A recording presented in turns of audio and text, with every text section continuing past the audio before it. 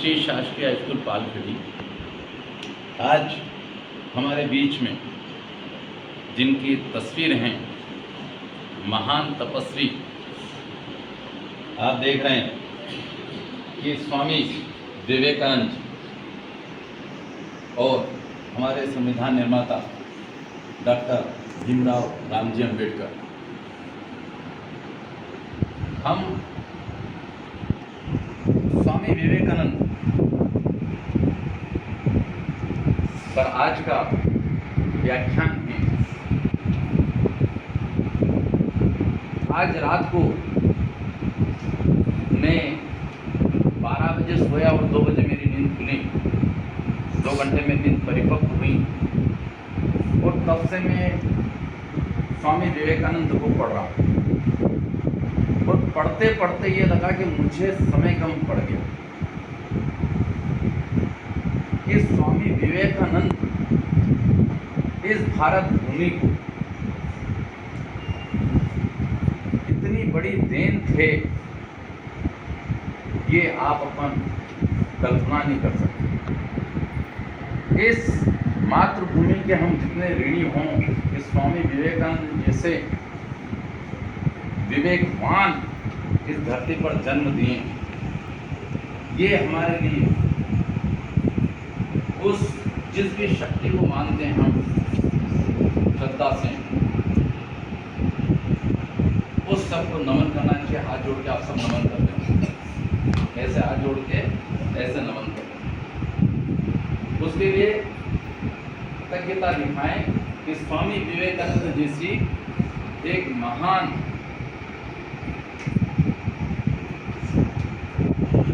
आध्यात्मिक गुरु इस भारत भूमि पर जन्मे हैं और जिन्होंने पूरे विश्व में हमारे आध्यात्म, हमारी आर्ट्स कला, इंडियन कला, भारतीय कला और संस्कृति, यहाँ के कल्चर की दुंदुभी पूरे विश्व में बजाने वाले स्वामी विवेकानंद को हम शत प्रणाम करते हैं। स्वामी विवेकानंद का बचपन का नाम नरेंद्र नाथ दत्त था। पश्चिम बंगाल आजकल जहाँ वर्तमान में कोलकाता में उनका जन्म 12 जनवरी 1863 में हुआ। आप बचपन से ही बहुत ही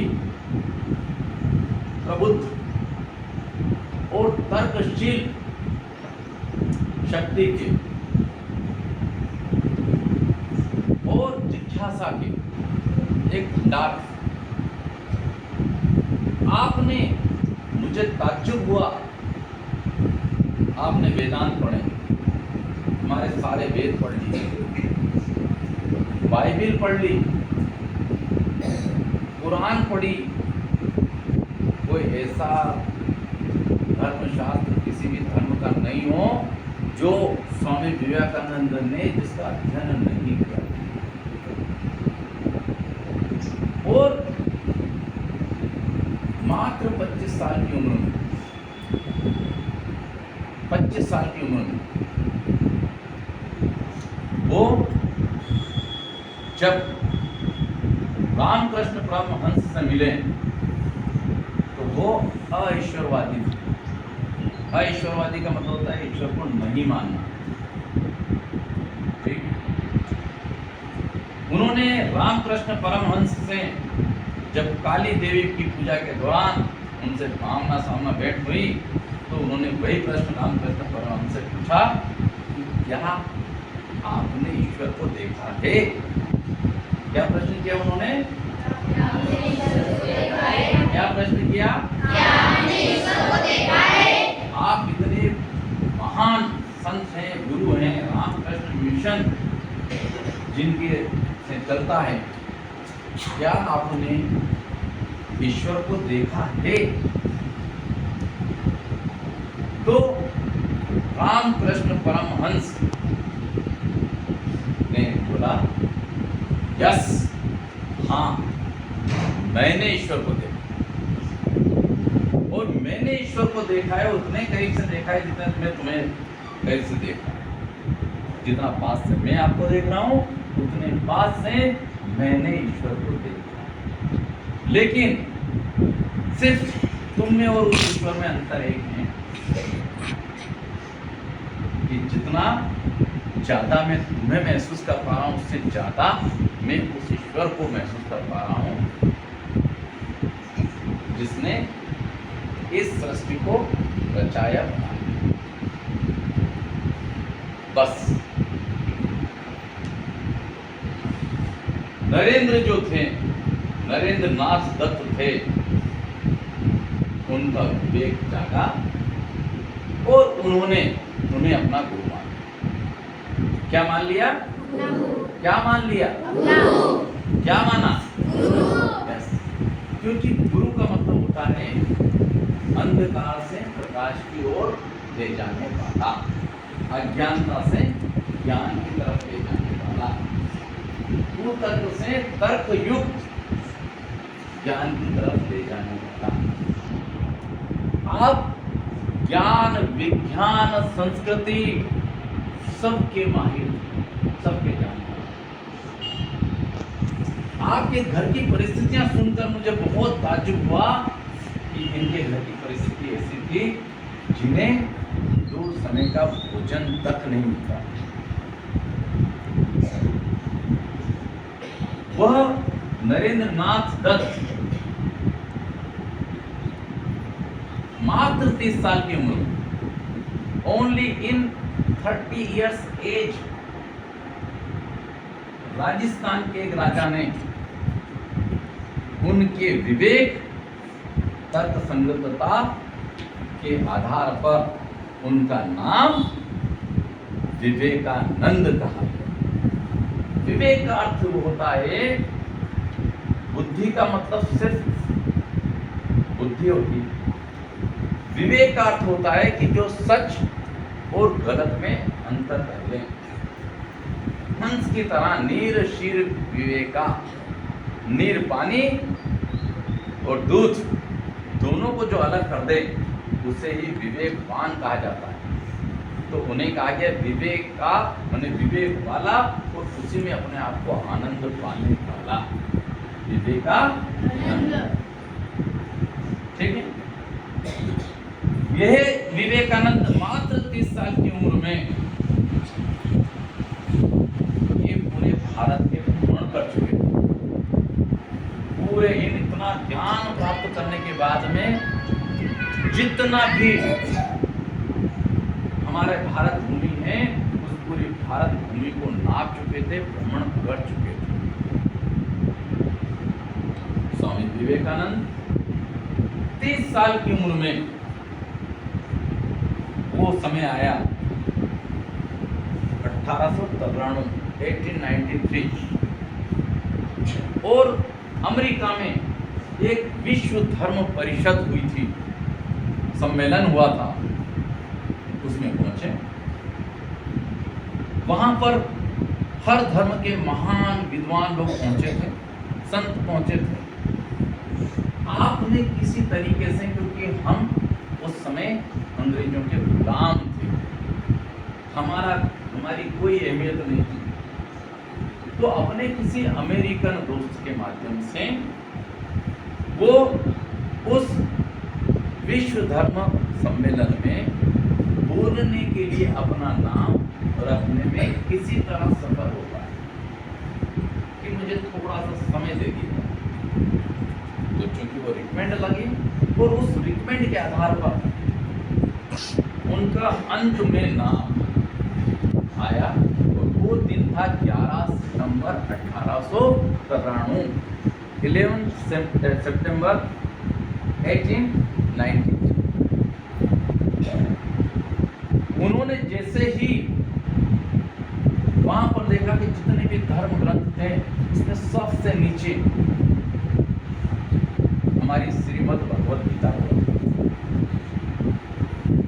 श्रीमद् भगवत गीता को रखा गया, दिखाने के लिए कि सारे धर्म ग्रंथ ऊपर हैं और इन गुलाम देश के इन लोगों का धर्मग्रंथ सबसे नीचे, ठीक है। उसके बाद में इन्हें जो सब्जेक्ट मिला, विषय जिस पे बोलना था, उन्होंने विषय ऐसा दिया जिस पर क्या बोलेगा, मात्र 0, आपको 0 पर बोलना है। सोचा क्या कितनी देर बोलेगा, 0 स्वामी विवेकानंद ने अपनी शुरुआत अपने मुखार बिंदु से, जो कि इसके पहले जितने भी महान अलग अलग धर्मों के विचारक मंथनकार आए हैं, उन सब ने शुरुआत की जेंटल लेडीज एंड जेंटलमैन, यहाँ की महिलाएं और पुरुषों, भद्र पुरुषों, सब ने इस तरह से संबोधित किया। वो एकमात्र ऐसे हस्ती थे, शख्सियत थे, जिन्होंने आपने शुरुआत की कि मेरे अमेरिका के प्रिय भाइयों और बहनों, बस इतना भर कहना था कि तालियों की गड़गड़ाहट से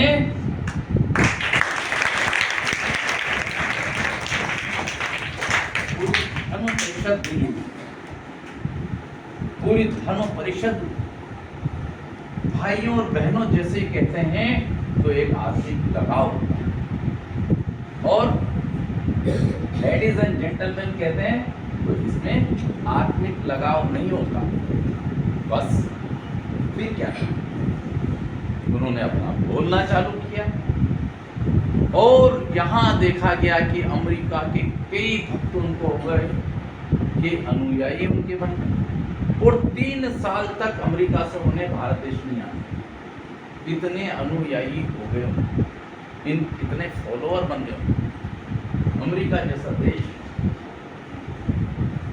और वहाँ हमारी संस्कृति, हमारी कला, आर्ट्स, हमारा सनातन धर्म, उसकी परिपाटियाँ, उसके सिद्धांत, उन सबको कितने साइंटिफिक है, कितने वैज्ञानिक हैं, कितने हमारे ऋषि मुनियों द्वारा परीक्षित करके इस दुनिया को दिया है, और हम कितने पुराने, हमारी संस्कृति कितनी पुरानी है, और हमारा धर्म कितना पुराना है।